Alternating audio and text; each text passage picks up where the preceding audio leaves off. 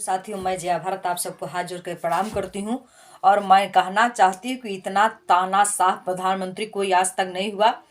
इसलिए मैं आप लोगों से कहना चाहती हूँ, इनका कोई विश्वास नहीं है। कब देश बेच दें, कब आवाम बेच दें, कब किला बेच दें, कब राजधानी बेच दें, कब दिल्ली बेच दें, कब लखनऊ बेच दें, कब हम आपको बेच दें।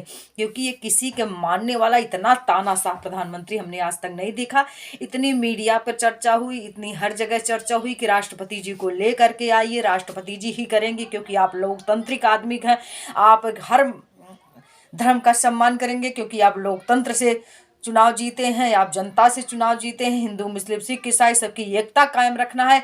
ये किसी की बात सुनने हमने भी हेलो कार्यक्रम में बात किया था कि आदरणीय प्रधानमंत्री जी, आप अपनी पत्नी जसोदा बेन जी के साथ आइए, क्योंकि हमारा सनातन ही कहता है।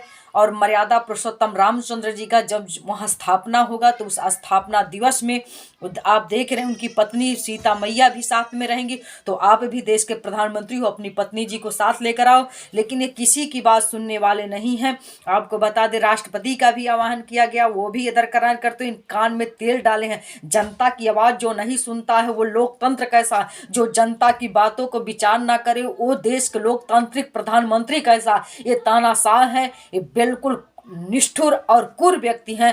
मैं इसलिए कहना चाहती हूँ, मुझे इन पर पूर्ण विश्वास हो चुका है। ये जो कहते हैं हम झोला उठा के चले जाएंगे, हम फकीर हैं, हमको लगता है विदेशों में इन्होंने व्यवस्था कर चुके हैं और अपना घर दुकान व्यापार बिजनेस बना भी चुके हैं। क्योंकि यूट्यूब माध्यम से ये करें, हमारे 2 करोड़ सब्सक्राइब हो गए। सबसे बड़ा दुनिया का नेता मैं बन चुका हूँ क्योंकि मैं दुनिया में मेरा 2 करोड़ सब्सक्राइब है। तो ये झोला उठा के चले जाएंगे, देश को बेच करके, राष्ट्र को बेच करके, लड़ाई लगा करके, सनातन की बेइज्जती करके जा करके वहाँ पर यूट्यूब के माध्यम से तमाम इनके बिजनेस हो गए। उसके माध्यम से अपना नो रोटी इनका चलता रहेगा। इनको क्या कमी रहेगा? कमी तो हम लोगों को होगा। देश बिक जाएगा, राष्ट्र बिक जाएगा, लड़ाई हो जाएगी, झगड़ा हो जाएगा। ये तानाशाह प्रधानमंत्री जो विपक्ष को भी बर्दाश्त नहीं कर सकता है। आपने देखा विपक्ष के लोगों को बाहर दरकिनार करने का काम किया। जो लोकतंत्र के सांसद हैं, सांसद एक ताकत होती है, तो हमारी और आपकी क्या ताकत है बंधुओं।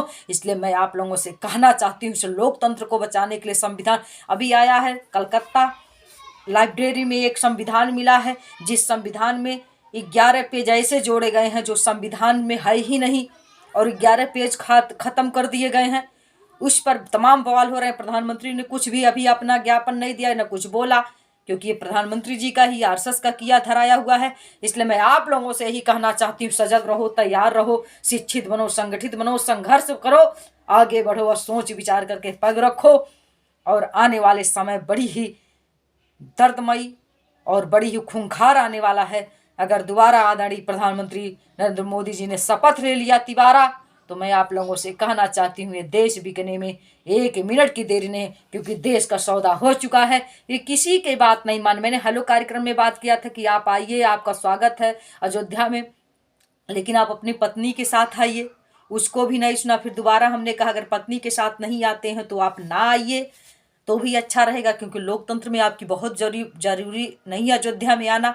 उसको भी नहीं सुना, तमाम लोग का नहीं। फिर हमने कहा अगर आप आना चाहते हैं तो राष्ट्रपति जी को लाइए, राष्ट्रपति जी का हक है, वही अपना पूजन करवाएंगी, लेकिन तब भी नहीं सुना।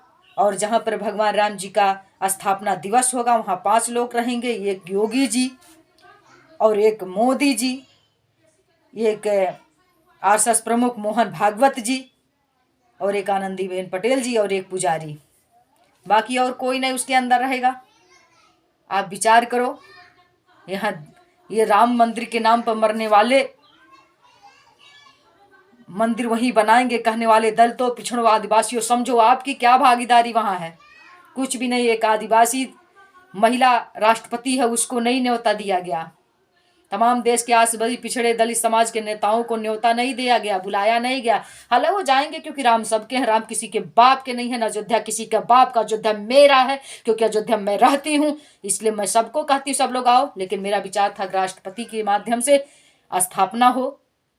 प्रधानमंत्री जी ने नहीं सुना। इतना क्रूर, अब इतना किसी का ना बात मानने वाला, लोकतंत्र की हत्या करने वाला प्रधानमंत्री सदियों तक न था, न हो सकता है। इसलिए मैं चाहती हूँ कि आने वाले 24 में आप लोग ऐसे प्रधानमंत्री को दरकिनार करें। ऐसा प्रधानमंत्री होना चाहिए जो आपका सुने, सबका सुने, सबका साथ, सबका विकास, सबकी मन की भाव, अपनी मन की भावना नहीं, सबकी मन की भावनाओं की बात करें। मैं ही आप लोगों से अनुरोध करना चाहती हूँ, बाकी आप लोगों की मर्जी। मैं जया भारत भारतीय क्रांति पार्टी की राष्ट्रीय अध्यक्ष आप लोगों से अपील करते हुए पुनः प्रणाम करती हूँ।